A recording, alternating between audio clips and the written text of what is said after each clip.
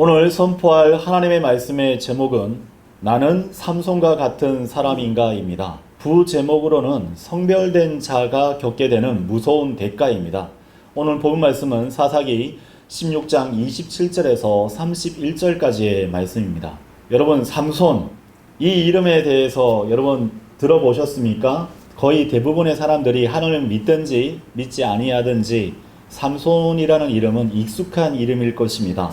우리는 어린 시절 주일학교에 다녔을 때 이 삼손의 이야기를 들으면 눈을 반짝반짝거리면서 얘기를 집중해서 들었던 기억이 있을 것입니다. 또 믿지 않았던 분들 가운데에서는요, 그리스 로마 신화에 등장하는 헤라클레스처럼 초인적인 힘의 상징으로 여겨졌던 존재가 바로 삼손인 것을 익히 알고 계실 것입니다. 하지만 여러분, 성경에 등장하는 삼손은 그저 힘만 센 영웅은 아니었습니다. 여러분, 한번 상상해 보십시오. 태어나기 전부터 하나님의 온전한 계획 안에 있었던 사람, 필리스타인들의 손아귀에서 이스라엘을 구출하기 위해서 준비된 하나님의 도구, 그가 바로 삼손이었던 것입니다. 사사기 13장 24절에서 25절의 말씀은 다음과 같은 사실을 우리에게 알려주십니다. 이후에 그 여자가 한 아들을 낳았으니 그의 이름은 삼손이라 불렀더라. 그런즉 그 아이가 자랐고 주께서 그에게 복을 주셨더라. 그리고 주의 영이 조라와 에슈타올 사이에 있는 단 진영 안에서 때때로 그를 감동시키기 시작하셨더라 라고 성경 우리에게 말씀하고 계십니다. 삼손은 자라면서 하나님의 복을 받았습니다. 그리고 주의 영이 그를 감동시켰죠. 이건 단순한 힘이 아닙니다. 하나님의 손길이 그의 삶 가운데 임하는 놀라운 순간이었던 것입니다. 평범한 청년이 하나님의 영의 힘을 잊게 되자 나귀 턱뼈 하나로 무려 필리스티아인 1000명을 살해했었던 놀라운 괴력을 발휘하였던 것입니다. 정말 마치 영화 속의 장면과도 같다고 할 수가 있는 것이죠. 그래서 필리스티아인들은 더 이상 삼손의 존재로 인해서 이스라엘을 함부로 억압할 수 없게 되었습니다. 왜냐하면 삼손을 통해서 하나님께서 일하셨기 때문이죠. 그런데 삼손의 이야기가 왜 지금 우리에게 중요한 것입니까? 그의 삶이 완벽하지 않았기 때문입니다. 바로 저와 여러분처럼 삼손 또한 육신적인 전형적인 모습을 우리에게 보여주고 있기 때문이죠. 오히려 그는 실패와 연약함으로 하나님 앞에 서 있었던 것입니다. 하지만 그럼에도 하나님께서 삼손을 사용하셨어요. 오늘 삼손의 이야기를 통해서 우리도 묻고 싶습니다. 하나님께서는 지금 내 삶, 우리의 연약함 속에서도 여전히 일하고 계십니까? 그의 힘, 그의 소명, 그리고 그의 연약함을 통해서 하나님께서는 위대한 계획을 나타내 보이셨습니다. 삼손의 모습 가운데 우리 자신의 모습을 발견하는 그런 귀한 시간이 되기를 바랍니다. 당신은 삼손과 같지 않습니까? 그 첫 번째 교훈은 삼손의 삶이 보여주듯 하나님께서는 우리의 육신적인 한계와 부족함에도 불구하고 당신의 놀라운 계획을 신실하게 이루어 가십니다. 이는 우리가 완벽해서가 아니라 하나님의 놀라운 은혜와 인내로 말미암은 것임을 여러분 기억하시기를 바랍니다. 삼손의 이야기는 사사기 13장부터 시작이 되죠. 삼손은 어머니의 뱃속에서부터 하나님께 나시린으로 구별된 특별한 존재였습니다. 나시린은 특정 기간 동안 하나님께 헌신하여 자신을 구별하는 특별한 사람들을 일컫는 것이었는데요. 삼손은 평생 동안 그 거룩함을 유지해야 하는 그 의무를 부여받았습니다. 그렇다면 우리 성도들은 어떻습니까? 우리는 언제부터 하나님께 구별된 특별한 존재였던 것입니까? 우리가 예수 그리스도를 구주로 영접하는 순간부터 우리는 하나님의 피로 다시 태어나 영적으로 하나님께 속한 그런 새로운 나시린이 되었던 것입니다. 우리는 더 이상 특정 기간이 아니라 평생 동안 하나님께 거룩하게 구별된 자들입니다. 이 사실에 대해서 동의하십니까?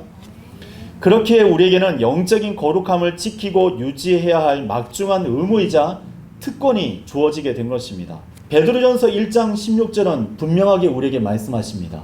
내가 거룩하니 너희도 거룩하라고 말이죠. 이는 하나님의 명령입니다. 그리고 우리의 존재 목적이죠. 나시린이 불결한 것을 멀리해야 했던 것처럼 신약의 나시린인 성도들은 경계되지 않는 순수한 말씀을 사모해야 합니다. 더럽혀지지 않고 썩지 않는 그러한 말씀을 손에 들고 있어야 하는 것입니다.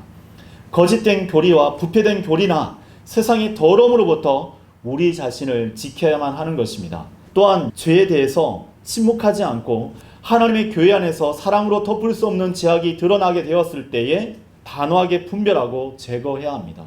이는 우리의 하나님께서 거룩하신 분이시기 때문이죠. 우리의 삶과 교회가 하나님의 거룩하심을 반영하도록 끊임없이 자신을 정결하게 유지해야 하는 것입니다. 성경은 삼손이 복을 받고 주의 영에 감동된 사람으로 묘사하지만 동시에 그가 육신적인 성향을 과감하게 드러내었다는 사실을 우리에게 보여주고 있습니다. 모든 것을 아시는 하나님께서는 삼손이 매우 육신적인 사람임을 분명히 알고 계셨음에도 불구하고 그를 선택하시고 그를 사용하셨습니다. 삼손이 성장하면서 주님께 복을 받고 주의 영에 감동되었음에도 불구하고 그가 가장 먼저 한 일이 있었습니다. 무슨 일일까요? 그것은 이방 여인을 찾아가서 아내로 삼는 일이었습니다. 사사기 13장 1절에서 3절의 말씀입니다. 이후에 삼손이 팀낫에 내려갔는데 팀낫에서 필리스티아인들의 딸들에 속한 한 여자를 보았더라. 여러분 여기 보십시오. 보았더라. 모든 것은 보는 것을 통해서 범죄가 시작되는 것을 우리는 알 수가 있습니다. 2절입니다. 그런 다음에 그가 올라와 그의 아버지와 그의 어머니에게 알리며 말하기를 제가 팀낫에서 필리스티아인들의 딸들에 속한 한 여자를 보았나이다. 그러므로 이제 저를 위하여 그녀를 아내로 얻어주소서 하였더라. 삼손이 보았고 그 다음에 탐심을 품었잖아요. 그 다음에 뭐라고 얘기하고 있습니까? 저를 위하여, 나를 위하여 라고 고백하고 있는 것입니다. 이어서 3절을 보십시오. 그때 그의 아버지와 그의 어머니가 그에게 말하기를 자, 주님 안에 있는 분명한 그리스도인 부모들은 자녀가 잘못된 선택, 세상 안에 있는 무언가 부정한 것을 선택하였을 때에 성경에 어긋난 것을 선택하였을 때에 이와 같이 권면해 줄 아셔야 합니다. 너의 형제들의 딸들 가운데나 나의 온 백성 가운데 여자가 한 명도 없어서 내가 할례받지 않는 필리스티아인들의 사이에서 한 아내를 얻으려 가느냐 하였더라. 이것을 그저 방치해서는 안 된다는 것이죠. 그러자 삼손의 반응을 보십시오. 그의 아버지에게 말하기를 저를 위하여 그녀를 얻어주소서. 이는 그녀가 저를 매우 기쁘게 하기 때문이니이다 하였더라. 삼손은 보았고 그 이방 여자를 만나서 분명히 교제했었던 것이 분명하죠. 그것을 통해서 자신의 눈과 마음과 모든 육체에 즐겁게 할 만한 것들을 발견하였던 것입니다. 삼손이 기뻐한 첫 번째 대상은 그를 택하시고 그를 성령으로 감동시켜 주셔서 위대한 일을 행사하도록 하신 하나님이 아니셨어요. 바로 우상을 섬기는 세상 여인이 그의 선택지였던 것입니다. 우상을 섬기는 세상 여인에게 자신의 마음을 내어주었던 것이에요. 그는 보는 것으로 생각과 마음의 죄를 품었고 그것을 실행에 옮겼던 것입니다. 바로 우리 자신의 모습이 삼손을 통해서 투영되고 있는 것입니다. 자, 여기에 등장하는 삼손의 육신적인 언어를 한번 보십시오. 저를 위하여, 저를 매우 기쁘게 하기 때문이라 라고 얘기하고 있습니다. 이것은 마치 사탄이 내가 라고 외치면서 자신의 뜻을 우선시했었던 모습과 일치되는 광경이 등장하고 있는 것입니다. 하나님의 관계 안에서 자신의 만족과 유익을 우선시하게 될 때 대부분의 모든 신앙생활의 갈등과 문제가 촉발되는 것입니다. 또한 육신적인 성도들이 교회 안에서 분열과 갈등을 일으킬 때에도 흔히 듣는 말과 다르지 않죠. 제가 생각해 봤을 때 말입니다. 저는 그 문제에 대해서 반대해요. 왜냐하면 저는 이렇게 생각하기 때문이죠. 그 일이 저를 매우 기쁘게 했기 때문에 그 일이 얼마나 좋았어요. 저는 그것을 수행했을 때 하나님께서 저와 함께 하심을 알았단 말이에요. 그러하기에 저는 그것을 반대합니다. 근데 보세요. 그럼에도 불구하고 하나님께서는 삼손이 그러한 반응을 보였음에도 불구하고 삼손을 사용하셨어요. 성경은 삼손이 저질렀던 그 일조차 사사기 14장 4절에서 주께로부터 비롯된 것이었다는 것을 분명히 드러내고 있습니다. 주님께서 필리스티아인들을 칠 계기를 찾기 위해서 삼손의 이러한 육신적인 면까지도 허용하셨다는 것을 성경을 통해서 우리는 발견하게 됩니다. 여기서 우리에게 주어진 첫 번째 중요한 교훈이 등장합니다. 하나님의 능력은 우리의 영적인 상태에 달려있는 것이 아니에요. 오직 하나님의 은혜와 목적에 의해서 우리는 사용되어지고 있는 것입니다. 하나님께서는 그분의 뜻을 이루시기 위해서라면 어떠한 송도라도 들어서 사용하실 수 있는 분이십니다. 제가 잘나서 여러분 자신이 잘났기 때문에 하나님께서 그 사역에 넣어주시고 부르시고 사용하는 것이 아님을 여러분 분명히 깨달아 아셔야 됩니다. 고린도전서 1장 27절에서 29절의 말씀처럼 하나님께서는 세상에 어리석고 약한 것들을 선택하셔서 세상에서 가장 부유하고 지혜롭고 강한 자들을 부끄럽게 만드셨습니다. 그러나 하나님께서 지혜로운 자들을 당혹스럽게 하시려고 세상에 어리석은 것들을 선택하셨느니라. 또한 하나님께서 막강한 것들을 당혹스럽게 하시려고 세상에 약한 것들을 선택하셨느니라. 그리고 진정 하나님께서 있는 것들을 쓸모없는 것들이 되게 하시려고 세상에 비천한 것들과 멸시받는 것들과 없는 것들을 선택하셨느니라. 그래서 하나님께서 우리를 선택하신 겁니다. 그래서 우리를 그렇게 기뻐하시는 거예요. 그 이유가 29절에 등장합니다. 이는 아무 육체도 그분의 면전에서 자랑하지 못하게 하려 하심이라. 모든 존귀와 영광은 하나님께서 취하셔야 하기 때문에 나는 쓸모없고 어리석으며 연약하며 또 멸시받고 없어야 되는 거예요. 나를 통해서 나의 이 비천한 것을 통해서 하나님께서 높임을 받으셔야 되는 것입니다. 삼손의 놀라운 능력은 그가 영적이어서가 아니라 전적으로 하나님의 은혜와 분명한 목적 때문에 이루어진 것입니다. 하지만 여기서 우리가 유의해야 할 점이 또 하나 발견됩니다. 성도가 자신이 하나님의 일을 많이 하고 다른 이들보다 은사가 많다고 해서 그것이 자신이 영적이고 육신적이지 않다는 증거가 아니라는 것이에요. 하나님께서 자신의 일을 이루시기 위해서 우리에게 그것을 잠시 허용한 것이 뿐이지 우리가 그것을 통해서 내가 매우 영적이고 나는 결단코 육신적인 사람이 아니야 라고 단정할 수 없다는 것입니다. 이러한 착각은 교회의 목자나 성도들에게 흔히 발견될 수 있는 거예요. 오늘날에도 치열하게 그것이 이루어지고 있습니다. 내가 말이야 이만큼 하나님께 희생하고 섬겼으니까 나는 매우 성령 충만한 사람이고 양심이 묻어진 사람으로 살아가는 그런 사람으로 살아가는데 무엇이 문제가 있겠어 라고 생각하는 사람들이 오늘 허다하다는 말입니다. 우리는 이러한 일이 허용되는 것이 전적으로 하나님의 은혜라는 것을 깨달아 알아야 합니다. 빌립보서 1장 15절에서 18절의 말씀입니다. 정녕 일부는 심지어 시기와 분쟁으로 그리스도를 선포하고 일부는 또한 선한 뜻으로 하느니라. 한쪽은 나의 결박들의 고난이 더해지는 것으로 짐작하여 진실하지 않게 다툼으로 그리스도를 선포하느니라.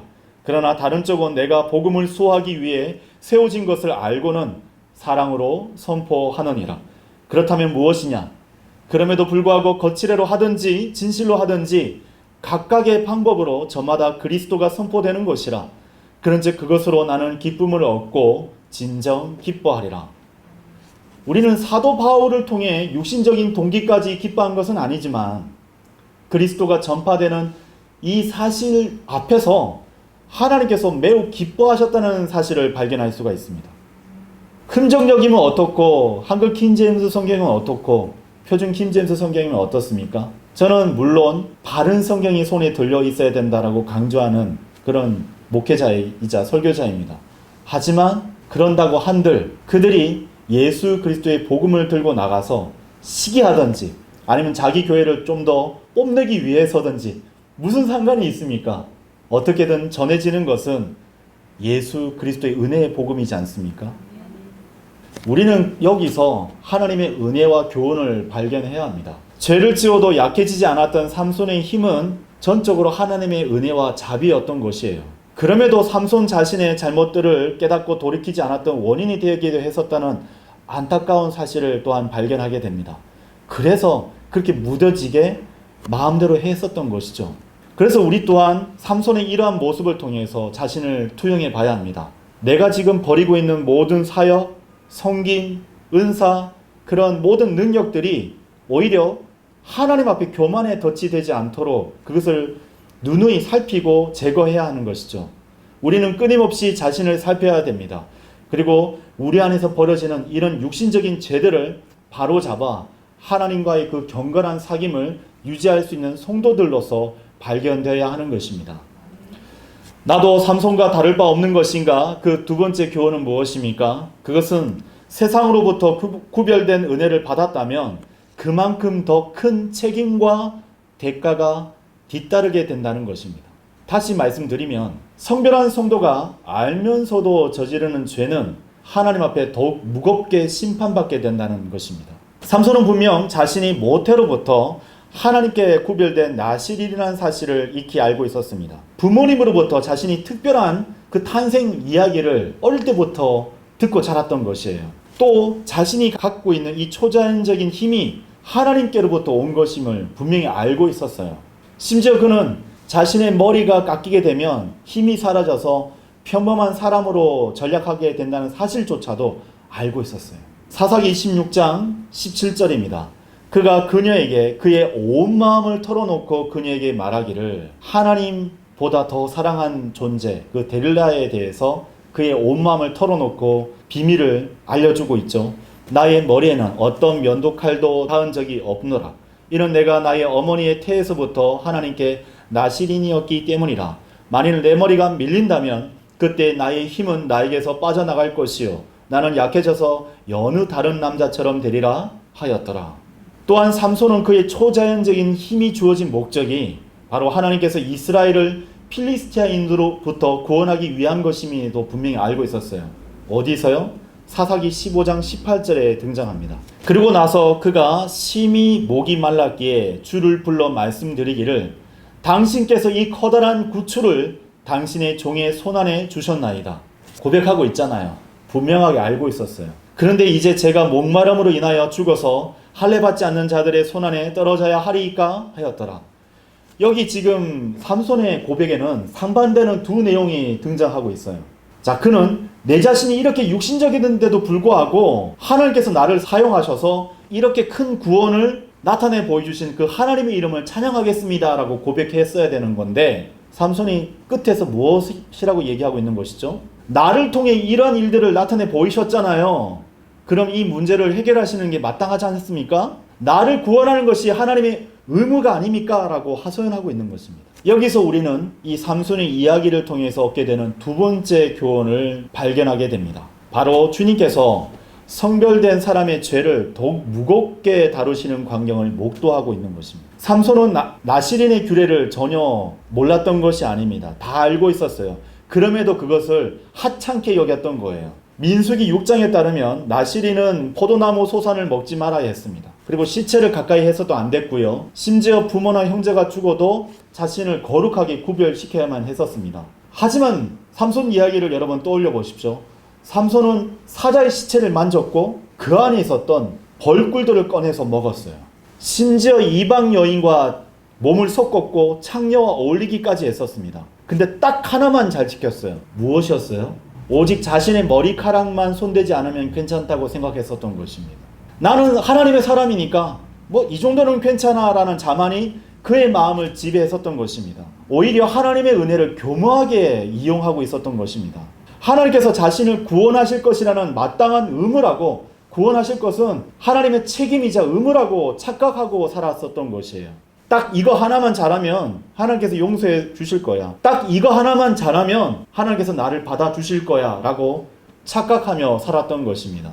삼손은 자신의 놀라운 힘을 잃어버리지 않는 이상 그 마지노선을 잘 지키면 뭐 성별은 이건 대수롭지 않는 거야 라고 생각하면서 살았던 것이에요. 몇 번 테스트를 해봤겠죠. 여기 선이 있습니다. 한 발짝 그 눈금을 밟았어요. 그런데도 자신의 힘이 사라지지 않아요. 그래서 두 번째 시도를 합니다. 선을 넘어섰어요. 중간에 자기가 그 선을 넘어선 거예요. 그럼에도 불구하고 하나님께서 자신에게서 그 힘을 앗아가지 않으셨어요. 대범해집니다. 그 선을 완전히 넘어섰어요. 선은 저기 있어요. 이미 이만큼 왔는데도 하나님께서 자신을 사용하고 계셔. 그 모든 것들이 무감각하게 되었음에도 불구하고 알지 못하게 되자 하나님께서 어떻게 하셨습니까? 필리스티아인들을 통해서 삼손의 두 눈을 뽑아버리신 것입니다. 무용지물이 되게 만드신 거예요. 그리고 짐승들이나 돌리는 맷돌질을 하면서 노예로 전락하고 말았던 것입니다. 삼손이 받았던 은혜와 능력이 컸던 것만큼 성별을 무너뜨린 대가 또한 곱절로 무거웠던 것입니다. 여러분 성별한 그리스도인이십니까? 그러면 여러분이 받았던 그 은혜와 또 능력이 크다고 생각하십니까? 그렇다면 하나님께서 여러분이 사소하게 그렇게 저질렀던 그 죄, 그 허물들에 대해서 그냥 넘어가지 않으실 거예요. 여러분, 모세의 경우를 떠올려 보십시오. 제가 자주 말씀드립니다만은 모세는 하나님과 직접적으로 대면하면서 말했던 사람이었어요. 그런데 계속되는 이스라엘 백성들의 불평, 불만과 자신을 인신공격하는 것 때문에 이제 지쳤어요. 그러자 이스라엘 백성들이 이제 또 목마르다라고 불평하면서 원망하게 되니까 결국은 모세는 분노를 폭발하고 말았던 것입니다. 민수기 20장에서 하나님께서 모세에게 반석에서 물을 내라고 말하기만 하면 된다라고 알려주셨어요. 명에서 반석에게 물이 나오라라고 얘기하면 된다라고 분명히 똑똑하게 알려주셨어요. 근데 모세는 어떻게 했습니까? 이스라엘 백성들의 그 실망스러운 모습에 너무나도 화가 나서 육신적으로 반응했어요. 그리고 자신이 들고 있던 지팡이로 반석을 무려 몇 번이나? 2번이나 내려쳤던 거예요. 여러분 기억하십니까? 이때에도 반석에서 물이 나왔습니다. 물이 안 나왔던 게 아니에요. 물이 나왔어요. 이스라엘 백성들의 그 원망과 불평을 해결할 수 있는 그런 생수가 쏟아져 나왔단 말입니다. 이런 반석에서 물이 나오는 기적에도 불구하고 하나님께서 어떻게 하셨어요? 그 일을 했잖아요. 물이 나오게 했잖아요. 근데 하나님께서 모세에게 이렇게 얘기하신 거예요. 너 약속의 땅에 들어갈 수 없어. 그것이 민수기 20장 12절의 말씀에 등장합니다. 이에 주께서 모세와 아론에게 이르시기를 너희가 나를 믿지 않아 이스라엘 자녀들 눈에서 나를 거룩하게 구별하지 아니하였도다. 그러므로 너희는 내가 이 회중에게 준 지역으로 약속의 땅을 일컫는 것이죠. 그들을 데리고 들어가지 못하리라. 누구보다도 성별된 삶을 살아온 일평생을 살아온 모세지 않습니까? 얼마나 대단한 일을 수행했습니까? 그의 희생, 섬김들 너무나 많았잖아요. 근데 단 한 번의 육신적인 그 혈기가 하나님 앞에 말씀을 무시해버렸다고 평가받은 거예요. 단 한 번의 육신의 그 혈기로 하나님의 말씀을 무시해버렸기 때문에 돌이킬 수 없는 크나큰 대가를 받아야만 했던 것입니다. 약속의 땅으로 들어갈 수 없게 된 것입니다. 우리에게 있어서 영적인 유산을 받을 수 없게 되는 그 일을 모세가 겪었었던 것입니다. 사랑하는 성도 여러분, 우리는 하나님의 성전입니다. 하나님의 영 성령께서 우리 안에 들어와 계세요. 고린도전서 3장 16절에서 17절은 이렇게 말씀하십니다. 너희가 하나님의 성전인 것과 하나님의 영께서 너희 안에 거하시는 것을 너희가 모르느냐? 누구든지 하나님의 성전을 더럽힌다면 하나님께서 그를 멸하시리라. 이는 하나님의 성전은 거룩하고 너희는 그 성전이기 때문이라. 예수님께서 공생의 기간 때 어떻게 하셨습니까? 나의 아버지 집은 기도하던 집이라 라고 생각하고 계셨는데 장사치들이 그 성전을 더럽히자 끈을 만들어서 그 모든 판매상들을 쫓아내버렸지 않습니까? 예수님께서 분노를 나타내 보이신 거예요. 하나님으로부터 많은 복과 은혜를 받으셨습니까? 그리고 바른 성경과 진리 지식을 받으셨습니까? 그렇다면 그 성도들은 하나님 앞에서 더 크나큰 책임감을 가지셔야 합니다. 여러분 찾으실 수만 있다면 누가복음 12장 46절에서 48절의 말씀을 보십시오. 그 종의 소유주는 그 종이 그 소유주를 고대하지 않는 어느 날에 곧 그가 자각하지 않고 있는 어느 시각에 오리니 그가 잘라낼 것이요 그에게 믿지 않는 자들과 더불어 그의 몫을 지정하리라. 우리가 알지 못하는 때에 바로 그 날이 오게 될 것입니다. 47절 그리고 자기 소유주의 뜻을 알고도 스스로 예비하지 않았고 그의 뜻대로 행하지 않은 그 종은 많은 책찍들로 맞으리라. 많은 수치와 부끄러움을 당하게 된다라고 우리에게 알려주고 있는 대목이죠. 자, 48절 그러나 그의 뜻을 몰라서 채찍들로 맞을 만한 짓들을 저지르는 자는 채찍들로 적게 맞으리라. 자, 47절에 보면 소유주의 뜻을 알고서도 예비하지 않았던 사람은 많이 혼났어요. 많은 채찍질로 맞았습니다. 고통당했어요. 근데 48절에 보면 그 소유주의 뜻을 몰랐어요. 몰랐던 사람은 그런 똑같은 잘못을 저질렀음에도 불구하고 어떻게 됐어요? 채찍들을 적게 맞았습니다. 자, 그 다음에 이는 누구든지 많이 주어지는 자에게는 많이 요구될 것이요 사람들이 많이 맡긴 자들에게는 그들이 더 많이 요구할 것이기 때문이라 라고 말씀하고 계십니다. 우리가 성경을 통해서 하나님의 뜻을 알고도 예배하지 않았거나 그 뜻대로 행하지 않는 종이 더 많은 채찍을 맞으리라는 이 성경의 경고처럼 우리가 받은 이 놀라운 은혜와 지식은 여러분 더 큰 책임으로 연결됩니다. 우리는 이제 영적으로 알지 못했던 자가 아닙니다. 분명히 아는 자로 하나님 앞에 서 있는 것이에요. 우리가 받은 진리의 말씀으로 여러분 무엇을 하고 계십니까? 그 지식이 우리의 삶을 얼마나 변화시켰습니까? 하나님께서 세워주신 그 교회를 여러분 얼마만큼 아끼고 사랑하고 계십니까? 우리의 입술은 하나님께서 위탁하신 그 은혜의 복음을 증거하는데 아낌없이 드려지고 있습니까?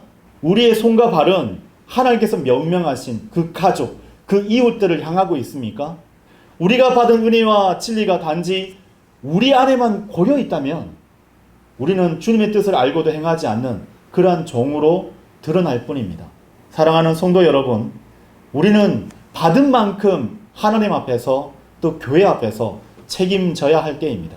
하나님께서는 우리가 완벽하기를 요구하시는 것이 아니에요. 받은 은혜에 합당하게 진리를 사랑하고 죄를 멀리하면서 하나님의 뜻을 우리 삶 가운데서 드러내는 삶을 나타내 보이기를 원하십니다. 이 엄중한 말씀이 여러분 마음판에 새겨졌습니까? 그렇다면 깨어 있으십시오. 하나님과 친밀한 사귐을 지켜내는 우리 모두로 주님께서 오실 때까지 굳건히 서 있으시기를 바랍니다. 삼손을 통해 얻게 되는 마지막 세 번째 교훈은 무엇입니까? 그것은 하나님의 은혜는 회복의 시작이지만 열매 맺는 삶은 우리의 선택이라는 것입니다. 삼손의 이야기는 비극으로 끝나는 것처럼 보여요. 두 눈이 뽑혔습니다. 짐승처럼 맷돌을 돌리면서 필리스티아인들의 조롱거리가 된 그의 모습은 정말 실패의 모습이라고 할 수가 있는 것이죠. 그러나 보세요. 그 절망의 순간 성경은 우리에게 한 줄기 빛과 같은 놀라운 사실을 기록하고 있습니다. 바로 잘렸던 삼손의 머리카락이 다시 자라나기 시작했던 것입니다. 사사기 16장 22절입니다. 하지만 그의 머리가 밀린 뒤에 그의 머리에서 머리카락이 다시 자라기 시작하였더라.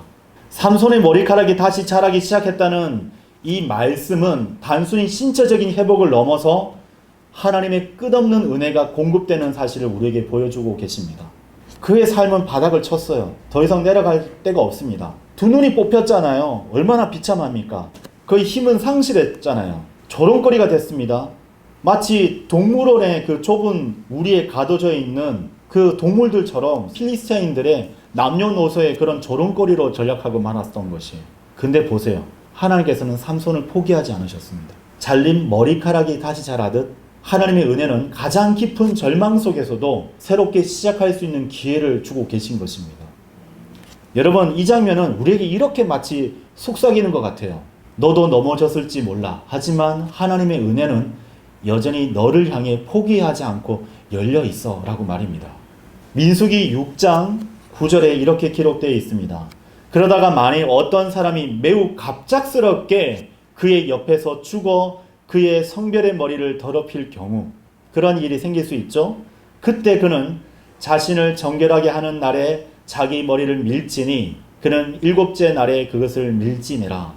마치 민수기 6장의 나실인 규례처럼 머리를 미는 행위가 정결함을 위한 그런 과정이듯이 삼손의 비참한 상황은 그가 다시 하나님께로 돌아갈 수 있는 회복의 시작점이 되었다는 것을 우리는 기억해야 합니다. 그러나 여기서 우리는 중요한 질문을 던져야 해요. 삼손의 머리카락이 다시 자랐다고 해서 그가 모든 것이 회복되었습니까? 아니었어요. 진정한 회복은 단순히 외적인 어떤 모습의 변화가 아니에요. 바로 마음의 변화, 진정한 회개와 겸손으로부터 시작될 수 있는 것입니다. 그런 열매를 나타내 보여야 되는 거예요. 시편 34편 18절의 말씀처럼 주께서는 상한 마음을 지닌 자들에게 가까이 계시며 참회하는 영을 지닌 자들을 구원하시는 도다 라고 말씀하고 계십니다. 우리도 삼손처럼 육신의 연약함으로 인해서 넘어지고 쓰러질 때가 있을 것입니다. 그러나 기억하십시오. 잘려진 머리카락이 다시 자라듯 하나님께서는 우리에 대해서 결단코 포기하지 않으시고 은혜와 자비를 베푸십니다. 먼저 찾아와 주세요. 예수님을 무려 3번이나 부인했었던, 심지어 저주하기까지 했었던 베드로를 찾아온 그 예수님의 발걸음을 여러분 기억하셔야 됩니다. 중요한 것은 앞으로 그러한 은혜를 받았음에도 불구하고 우리가 그렇게 쉽게 저질렀던 그 죄에 대해서 어떻게 반응하느냐는 것입니다. 생각해 보십시오. 하나님께서 깨끗하게 해주실 것을 알았으니까 다시 더러워져도 된다라고 여러분 생각하십니까? 아니면 거룩한 삶으로 초청하시는 하나님의 손을 붙들고 그 거룩한 사귐을 지키기 위해서 피 흘리기까지 싸우시겠습니까? 하나님께서는 우리가 완벽하기를 요구하시기보다는 우리가 받은 그 은혜를 기억하고 죄를 지었을 때 끊임없이 자신을 살피면서 하나님 말씀으로 자신을 심판하고 바로잡기를 원하십니다. 이 과정을 통해 우리는 이전보다 더 온전하게 되고 모든 선한 일에 철저하게 구비되는 하나님의 사람으로 우리가 조성되어지는 놀라운 은혜들을 체험하게 되는 것입니다. 그러나 삼손의 마지막 모습에서 우리는 실망하게 됩니다.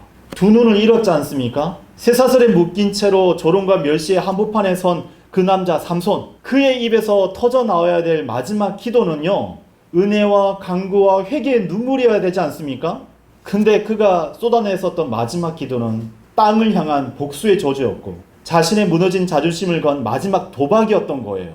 그는 사사기 16장 28절에서 이렇게 고백합니다. 그러자 삼손이 주를 부르며 말씀드리기를, 오 주 하나님, 제가 당신께 간구하노니 저를 기억하소서. 오 하나님, 제가 당신께 간구하오니 제가 필리스티아인들에게 저의 두 눈을 위한 복수가 단번에 이루어지게 할 수 있도록 이번 한 번만 저에게 힘을 주소서. 이러한 기도를 하나님께 하소연하였던 것입니다. 보세요. 삼손에게서는 회개와 반성은 찾아볼 수가 없습니다.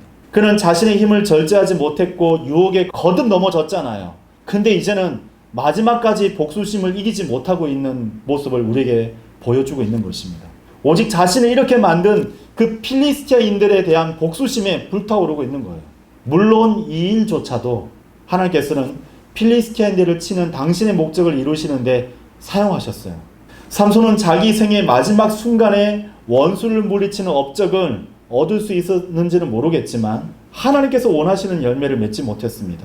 삼손은 이렇게 기도했었어야 되는 겁니다. 주님, 제가 지금까지 저질렀던 이 육신적인 모습에 너무 실망하셨죠. 저의 어리석은 모습을 회개합니다. 주님, 저를 받아주시고 이제 여기에 모인 필리스티아인들을 단번에 물리칠 수 있도록 마지막 도구로 저를 사용하여 주옵소서 라고 기도했어야 마땅한 것입니다. 이처럼 성도가 하나님의 은혜를 의지하여 자신의 죄성과 싸우고 거룩한 성품의 열매를 맺지 못한다면 그의 생애는 결국 하나님 보시기에 아무것도 남지 않는 삼손의 모습처럼 비극으로 끝날 수 있다는 것입니다. 삼손의 마지막은 자기 파괴였어요. 자기로부터 시작되었고 자기 만족과 자기 기쁨으로 모든 것을 행하다가 결국 나를 위하여, 자기 자신을 위하여 파국으로 치닫고 말았던 것입니다. 결국 원수를 생각하고 원수를 향한 저주를 향해서 자신의 마지막 생명을 불타버리게 만들었던 것입니다.